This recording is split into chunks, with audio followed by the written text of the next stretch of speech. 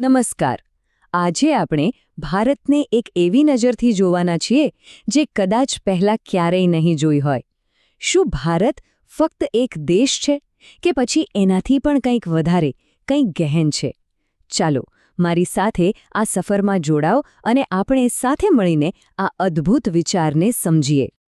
ક્યારે વિચાર્યું છે કે કોઈ દેશનો નકશો માત્ર જમીનના ટુકડા અને શહેરો જ નહીં, પણ એક જીવંત શરીરની જેમ ઊર્જાના કેન્દ્રો પણ બતાવી શકે? આ એક એવો વિચાર છે જે આપણને પરિચિત નકશાઓથી એકદમ અલગ રીતે વિચારવા મજબૂર કરે છે. આપણી આખી વાતનો આધાર છે આ એક ખૂબ જ સુંદર ઇન્ફોગ્રાફિક. જુઓ, એક અસાધારણ ખ્યાલ રજૂ કરે છે. ભારતને એક જીવંત, ધબકતા આધ્યાત્મિક શરીર તરીકે જોવાનો, જ્યાં આપણા પવિત્ર સ્થળો એ આપણા પોતાના શરીરના ઊર્જા કેન્દ્રો એટલે કે ચક્રો સાથે સીધા જોડાયેલા છે. તો આ આધ્યાત્મિક યાત્રા પર નીકળતા પહેલાં એ સમજવું તો જરૂરી છે ને કે આ ચક્રો આખરે છે શું? ચાલો એને એકદમ સરળ ભાષામાં સમજીએ.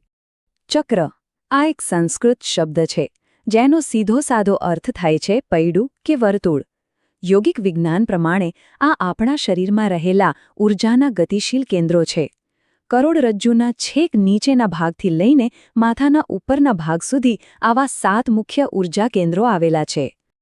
સરસ. હવે આપણે ચક્રોનું મૂળભૂત અર્થ સમજી ગયા છે. તો ચાલો ભારતભરમાં આપણી આધ્યાત્મિક તીર્થયાત્રા શરૂ કરીએ. આપણે શરૂઆત કરીશું સૌથી નીચેના મૂળ ચક્રોથી અને ધીમે ધીમે ઉપર હૃદય સુધી પહોંચીશું. આપણી યાત્રાનો પહેલો પડાવ છે મૂલાધાર ચક્ર. આને મૂળ ચક્ર પણ કહેવાય છે. આ આપણી સ્થિરતા, આપણી સુરક્ષા અને પૃથ્વી તત્વ સાથેના આપણા જોડાણનું પ્રતીક છે. આ નકશા પ્રમાણે મૂલાધાર ચક્રનું ભૌગોલિક સ્થાન છે કર્ણાટકનું ગોકર્ણ. જુઓ, જે રીતે મૂલાધાર આપણા આધ્યાત્મિક શરીરનો પાયો છે, બસ એ જ રીતે ગોકર્ણ આ આધ્યાત્મિક નકશા પર આપણી યાત્રાનો પાયાનો પથ્થર છે. ચાલો હવે ઊર્જાના પ્રવાહમાં થોડા ઉપર જઈએ, બીજા કેન્દ્ર તરફ, સ્વાધિષ્ઠાન ચક્ર. આ કેન્દ્ર આપણી સર્જનાત્મકતા, આપણી લાગણીઓ અને સંબંધોની ઊર્જાનું કેન્દ્ર માનવામાં આવે છે. આ ઊર્જા કેન્દ્રને જોડવામાં આવ્યું છે તમિલનાડુના પવિત્ર સ્થળ તિરુવણમલઈ સાથે. જેમ પાણીનો સહેજ પ્રવાહ સર્જનાત્મકતા અને લાગણીઓનું પ્રતીક છે, બસ એ જ રીતે આ સ્થળને સ્વાધિષ્ઠાન ચક્રની ઊર્જાનું ભૌતિક સ્વરૂપ ગણવામાં આવે છે. આપણું ત્રીજું ઊર્જા કેન્દ્ર એટલે મણિપુર ચક્ર, જેનું સ્થાન આપણી નાભી પાસે છે. આ આપણી અંદરની શક્તિ, આપણા આત્મવિશ્વાસ અને આપણી સંકલ્પ શક્તિનો સ્ત્રોત છે. એનું એક નામ રત્નોનું નગર પણ છે, જે આપણી અંદર રહેલી તેજસ્વી શક્તિનો સંકેત આપે છે. આ નકશા પર મણિપુર ચક્રને આંધ્રપ્રદેશના કાલહસ્તી મંદિર સાથે જોડવામાં આવ્યું છે.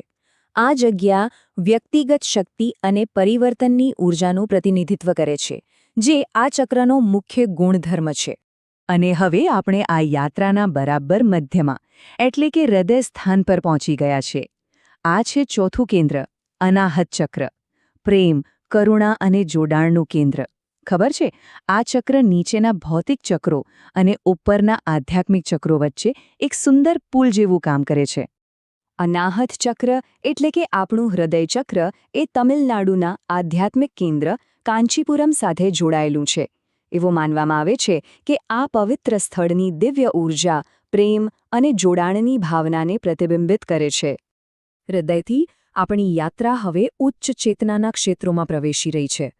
હવે આપણે શરીરના ઉપરના 3 ચક્રોની મુલાકાત લઈશું, જે આપણને ભૌતિકતાથી પરે શુદ્ધ આધ્યાત્મિકતા તરફ લઈ જાય છે. હવે આપણે એકસાથે 2 કેન્દ્રો પર ધ્યાન આપીશું. 5મું વિશુદ્ધ ચક્ર અને 6ઠું આજ્ઞા ચક્ર.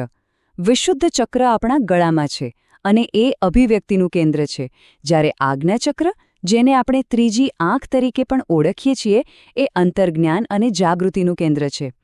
અને અહીં એક બહુ જ રસપ્રદ વાત છે. આ બંને શક્તિશાળી ચક્રોનું ભૌગોલિક સ્થાન એક જ છે, દિવ્યનગરી વારાણસી એટલે કે કાશી. કાશીને જ્ઞાન, સત્યની અભિવ્યક્તિ અને આંતરિક દૃષ્ટિનું કેન્દ્ર માનવામાં આવે છે, જે વિશુદ્ધ અને આજ્ઞાચક્ર બંનેની ઊર્જાને સંપૂર્ણ રીતે સમાવી લે છે. અને હવે આપણે આપણી યાત્રાના અંતિમ અને સર્વોચ્ચ શિખર પર પહોંચી ગયા છીએ. આ છે 7મું કેન્દ્ર, સહસ્રાર ચક્ર. 1000 પાંખડીઓવાળા કમળ તરીકે ઓળખાતું આ ચક્ર આપણા માથાના બરાબર ઉપરના ભાગમાં છે. આ શુદ્ધ ચેતના અને બ્રહ્માંડ સાથે એક થઈ જવાની અનુભૂતિનું પ્રતીક છે. આ પરમ ચક્રનું જોડાણ છે હિમાલયમાં આવેલા પવિત્ર કૈલાશ પર્વત સાથે. આ સમાનતા કેટલી અદ્ભુત છે ને? જે રીતે કૈલાશ પર્વત ભૌગોલિક રીતે પૃથ્વીના ઉચ્ચતમ શિખરોમાંનું એક છે, એ જ રીતે સહસ્રાર ચક્ર આપણી આધ્યાત્મિક ચેતનાનું સર્વોચ્ચ શિખર છે. તો આપણે ગોકર્ણના મૂળથી શરૂ કરીને કૈલાસના શિખર સુધીની એક અદ્ભુત યાત્રા પૂર્ણ કરી. ચાલો હવે આ બધા બિંદુઓને જોડીને એક સંપૂર્ણ ચિત્ર જોઈએ કે તે કેવું દેખાય છે. હવે આ સંપૂર્ણ નકશા પર એક નજર નાખો. આ ફક્ત સીમાઓ અને શહેરોનો નકશો નથી, પણ એક જીવંત, ધબકતા આધ્યાત્મિક શરીરનું ચિત્ર છે. દરેક પવિત્ર સ્થળ એક ઊર્જા બિંદુ છે, જે આ આખી ભૂમિને એક દિવ્ય ચેતનાના તાંત્રે બાંધે છે. ખરેખર, ભારતને જોવાનો આ એક અનોખો અને ખૂબ જ ગહન દૃષ્ટિકોણ છે. એટલે કે આ આખી વાતનો સાર એ જ છે કે ભારતનો ભૌગોલિક નકશો એ માત્ર જમીનનો ટુકડો નથી, પરંતુ ચેતનાનો એક જીવંત નકશો છે.